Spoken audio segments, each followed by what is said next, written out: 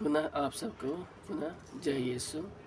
आज का पाठ इब्रानियों के नाम संत पौलुस का पत्र से दिया गया है, अध्याय 4 पद संख्या 1 से 13 तक।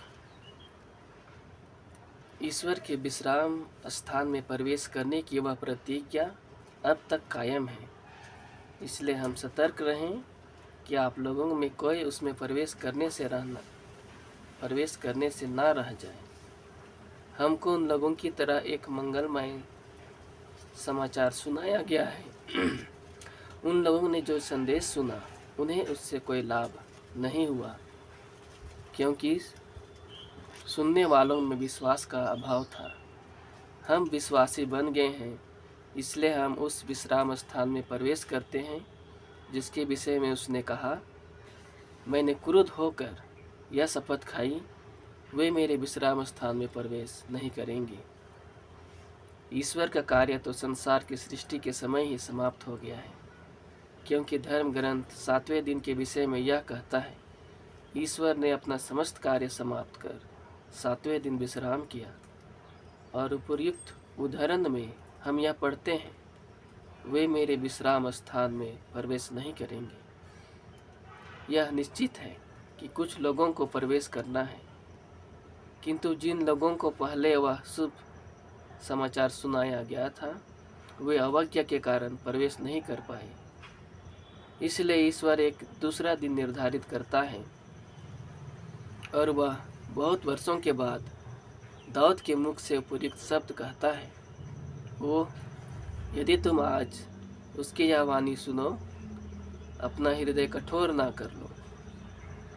यदि यहोवा उन्हें विश्राम स्थान में ले गए होते तो ईश्वर बाद में किसी दूसरे दिन की चर्चा नहीं करता। इसलिए अब भी ईश्वर की प्रजा के लिए एक विश्राम स्थान बना हुआ है। जो उस विश्राम स्थान में प्रवेश कर पाता है, वह अपना कार्य समाप्त कर उसी प्रकार विश्राम करता है जिस प्रकार ईश्वर ने अपना समस्त कार्य समाप्त कर विश्राम किया था। इसलिए हम उस विश्राम स्थान में प्रवेश करने का पूरा प्रयत्न करें, जिससे कोई भी उन लोगों की अवज्ञा के कारण अवज्ञा का अनुसरण करता हुआ उससे वंचित ना हो, क्योंकि ईश्वर का वचन जीवंत, सशक्त और किसी भी दुधारी तलवार से तेज है। वह हमारी आत्मा के अंतरतम तक पहुंचता और हमारे मन के भावों तथा विचारों को प्रकट कर देता है। ईश्वर से कुछ भी छिपा नहीं है, उसकी आंखों के सामने सब कुछ निरावरण और खुला है। हमें उससे लेखा देना पड़ेगा। यह प्रभु की वाणी है। ईश्वर को धन्यवाद। ख्रिस्त में मेरे प्यारे माता पिता, भाइयों बहनों, छोटे बच्चों, प्रस्तुत पाठ के द्वारा ईश्वर हमें यह शिक्षा देता है कि उसके विश्राम स्थान में कौन प्रवेश करेगा। प्रभु ने वह विश्राम स्थान सभी मनुष्यों के लिए बनाया है, लेकिन उस विश्राम स्थान में पहुंचने के लिए कुछ नियम, कुछ शर्तें प्रभु ने रखा है। प्रभु की आज्ञा को मानना और उनके वचनों के अनुसार चलना हमारे लिए सर्वोपरि है, क्योंकि जिस तरह से हमारे पूर्वज इस्राएली जनता को प्रभु ने बहुत सारे चिन्ह और चमत्कार दिखाया, उनके जीवन में अनेक प्रकार का चमत्कार किया, इसके बावजूद अनेक इस्राएली जनता ने प्रभु का विरोध किया, प्रभु के वचनों का विरोध किया और उनके वचनों के अनुसार नहीं चल पाए। तो प्रभु ने, ईश्वर ने अनेक लोगों को क्रुद्ध होकर कहा कि वे मेरे विश्राम स्थान में प्रवेश नहीं करेंगे। लेकिन आज हम सौभाग्यशाली हैं कि प्रभु हमें वह सुअवसर देता है कि हम उस विश्राम स्थान में प्रवेश होने के लिए हम यात्री के समान हम जा रहे हैं। उस विश्राम स्थान में हम सभी को प्रवेश करना है और हमें उस इस्राएली जनता के समान अवज्ञा का उल्लंघन नहीं करना है। आज हमारे पास सभी चीज़ें हैं, प्रभु का वचन है, लेकिन आज भी अनेक लोग उन वचनों को नहीं जानते, नहीं सुनते यह जानने के बावजूद भी उस वचन के अनुसार नहीं चलते हैं, क्योंकि इसमें जो लिखा गया है विश्राम स्थान वह स्वर्ग राज्य है। और जिस तरह से प्रभु ईश्वर ने कनान देश की प्रतिज्ञा किया था कि इस्राएली जनता को उस कनान देश में पहुँचाने के लिए उन्होंने प्रतिज्ञा किया था, फिर भी इस्राएली जनता ने उन वचनों पर, उनके चिन्ह और चमत्कारों पर विश्वास नहीं किया और अनेक लोग अविश्वास किए। इस कारण अनेक जगह वे प्रभु के चिन्ह और चमत्कारों को देखकर भी प्रभु का अपमान किए, निंदा किए। तो प्रभु ने क्रुद्ध होकर कुछ लोगों के लिए कहा कि वे मेरे विश्राम स्थान में प्रवेश नहीं करेंगे। वह कनान देश हमारे लिए स्वर्ग राज का प्रतीक है और इस्राएली जनता हम सभी विश्वासियों के लिए जो प्रभु के मार्ग पर चलते हैं, प्रभु पर विश्वास करते हैं, ताकि हम भी एक दिन उसी प्रकार विश्राम स्थान में प्रवेश करेंगे जिस तरह से ईश्वर ने सृष्टि की, 6 दिन सृष्टि की और 7वें दिन विश्राम किया। उसी प्रकार हम सभी इस धरती संसार में जीवन जीते हुए, प्रभु के जीवन जीते हुए, प्रभु के मार्ग में चलते हुए प्रभु के विश्राम स्थान में हम प्रवेश करेंगे, क्योंकि प्रभु का वचन सत्य है। प्रभु ने जो कहा है वह सत्य प्रतिज्ञा है। प्रभु अपने वचन को पूरा करता है।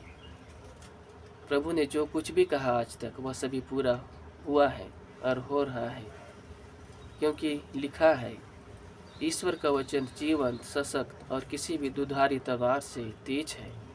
वह हमारी आत्मा के अंतरतम तक पहुंचता और हमारे मन के भाव तथा विचारों को प्रकट कर देता है। ईश्वर से कुछ भी छिपा नहीं है। उसकी आँखों के सामने सब कुछ निरावरण और खुला है। हमें उसे लेखा देना पड़ेगा। हाँ मेरे प्रिय भाइयों, माता पिताओं, यह वचन सत्य है। प्रभु का वचन जीवन, सशक्त और किसी भी दुधारी तलवार से तेज है। प्रभु का वचन आत्मा और जीवन है। वह हमारी आत्मा तक, अंतरतम तक पहुंचता है, हमारे मन के भावों तथा विचारों को प्रकट करता है। ईश्वर से कुछ भी छिपा नहीं है। हम कहीं पर भी रहें, किसी जगह पर रहें, प्रभु हमें देखता है। उसकी आंखें के सामने सब कुछ खुला हुआ है। इसलिए प्यारे भाई और बहनों, माता पिता, मैं जानता हूँ इन वचनों को अनेक लोग जानते हैं। बहुत सारे लोग जानते हैं। हो सके कोई भाई बहन, माता पिता नहीं जानते। यदि आप यह वीडियो, यह वचन सुन रहे हैं तो उसे ईश्वर का वचन समझकर उन वचनों के भावों को स्वीकार करें, क्योंकि प्रभु का वचन चाहे कोई भी सुनाता है वह सत्य है। प्रभु का वचन सत्य है। प्रभु का वचन जो प्रभु ने कहा है वह पूरा होता है। इसलिए मैं प्रार्थना करता हूँ कि प्रभु आप लोगों को इन वचनों के अनुसार जीवन जीने के लिए कृपा प्रदान करें। विशेष में प्रार्थना इस वक्त करता हूँ जो बीमार हैं, विभिन्न प्रकार के शारीरिक, मानसिक रोगों से पीड़ित हैं, विभिन्न हॉस्पिटल में भर्ती हैं, दुख दर्द पीड़ा में कराह रहे हैं। विशेष रूप से हर एक सरकारी हॉस्पिटल में, प्राइवेट हॉस्पिटल में पड़े हुए हर एक रोगियों को प्रभु मैं आपके पवित्र चरणों में समर्पित करता हूँ। मेरे खुदावन, जिस तरह से प्रभु आपने उस 38 साल से रोग सैया में पड़े हुए उस मनुष्य को चंगाई दिया, 12 साल से रक्त स्रावित उस बेटी को चंगाई दिया, उस विधवा के बेटे को पुनर्जीवित किया, लाजरुस को पुनर्जीवित किया, उस 12 साल की उस बेटी को पुनर्जीवित किया, और न जाने कितने ही चिन्ह और चमत्कार से हमारे जीवन को उजियाला किया है, हमारे पूर्वजों के जीवन को उजियाला किया है। हे मेरे परमेश्वर, मैं विशेष रूप से हर एक रोगियों को प्रभु आपके पवित्र हृदय में समर्पित करता हूँ। मेरे परमेश्वर दया कर, हर एक रोगियों पर दया कर जो दुख दर्द पीड़ा में कराह रहे हैं। मेरे खुदावन,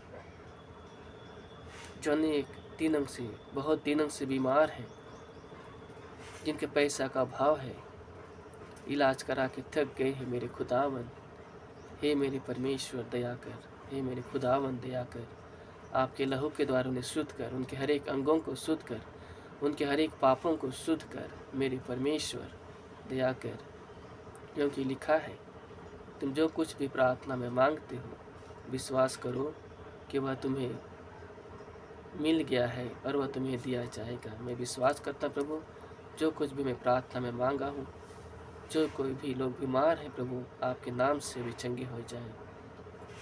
यह प्रार्थना मैं प्रभु यीशु मसीह के नाम से मांगता हूँ, आमीन। पुनः एक बार आप सभी को जय यीशु, धन्यवाद।